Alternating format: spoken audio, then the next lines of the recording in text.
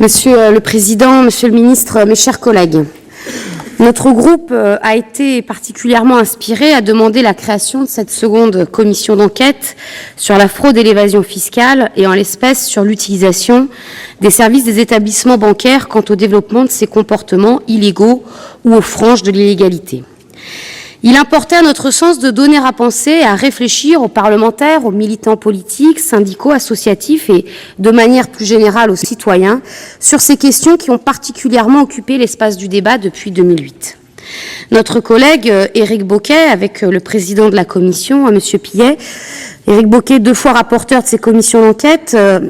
rencontre d'ailleurs, à chaque fois que l'occasion lui en est offerte, une attention à intérêt particulier pour l'ensemble des questions soulevées, qu'il s'agisse bien évidemment de la structure et de la consistance de la fraude et de l'évasion fiscale,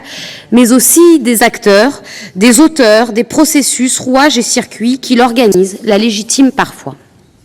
Le monde de la finance n'a peut-être pas qu'un seul visage, pour reprendre une expression utilisée il y a moins de 2 ans. Avec le travail accompli par les 2 commissions d'enquête du Sénat, il commence à être un peu mieux connu qu'il ne l'était jusqu'ici. La chose n'est pas sans intérêt, sans jeu de mots, au moment où nous sommes confrontés au double défi de la réforme fiscale nécessaire et du redressement de notre pays, de son économie, à la reconstruction de la société, de liens humains, fraternels et ouverts qui rendent possible le vivre ensemble. Ce qui ressort du rapport de cette seconde commission d'enquête, c'est bel et bien que nos établissements de crédit ne jouent pas tout à fait le rôle que l'on serait en droit d'attendre d'eux, surtout dans le contexte économique et social que nous traversons. Pour nous, les établissements de crédit ont une fonction principale. Dans le respect des conditions et critères de solvabilité et de prudence requis, ils doivent faire en sorte que l'argent disponible, déposé par les particuliers, les entreprises, les collectivités locales, soit affecté dans le soutien à l'activité économique. Là est le point nodal de l'intervention bancaire dans notre pays. Élu d'un département de forte tradition industrielle, mais lourdement frappé dans les dernières décennies par les plans sociaux, les fermetures ou réductions d'activité, département qui compte aujourd'hui plus de 37 000 personnes privées d'emploi de catégorie A, près de 58 000 toutes catégories confondues, dont plus de 10 000 ne se perçoivent plus désormais que le RSA, je connais la difficulté que rencontrent de nombreuses entreprises, TPE, PME, à accéder au crédit bancaire.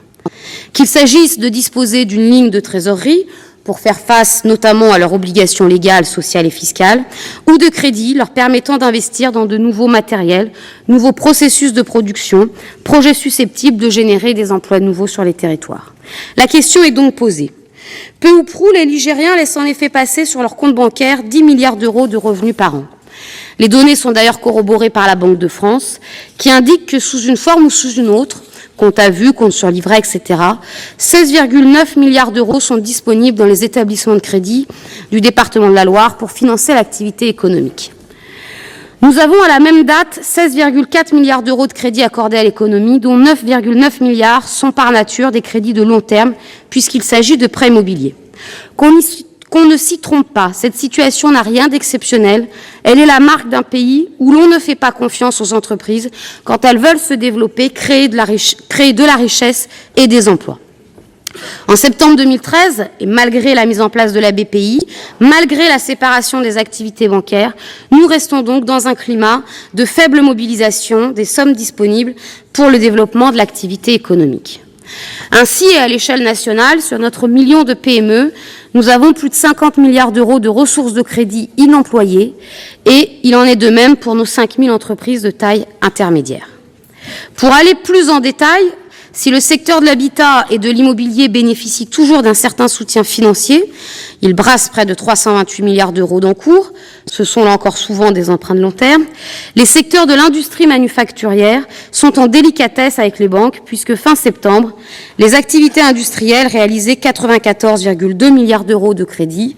mais pour une enveloppe disponible de 184,8 milliards d'euros, soit un taux de mobilisation des capacités de 51%. Nous sommes alors très éloignés de la règle commune qui montre une mobilisation de 77% des capacités de crédit.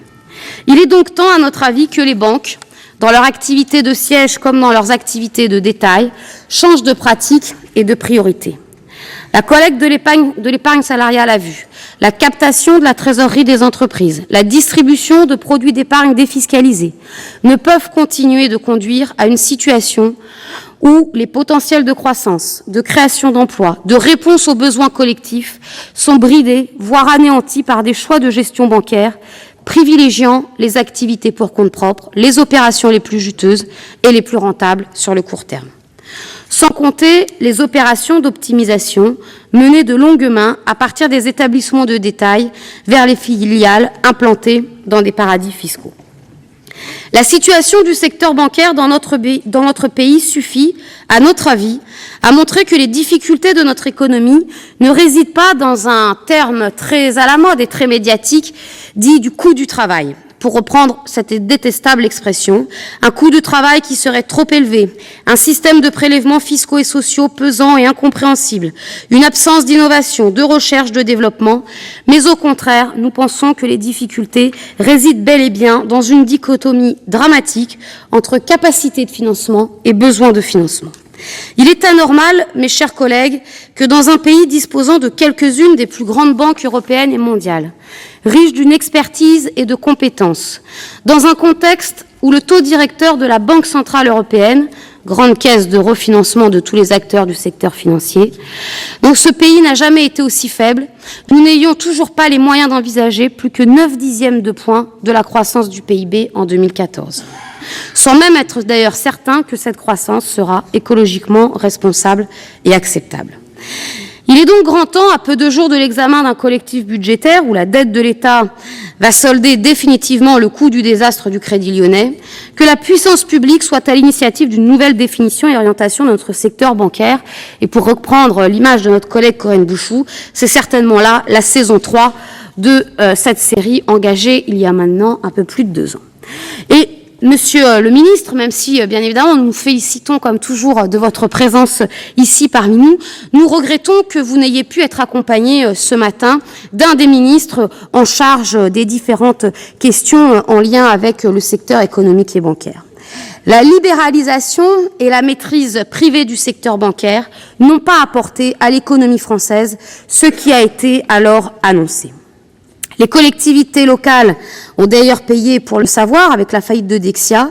qui a distribué ces dernières années des emprunts toxiques pour lesquels aucune solution admissible n'a, de notre point de vue, encore été trouvée.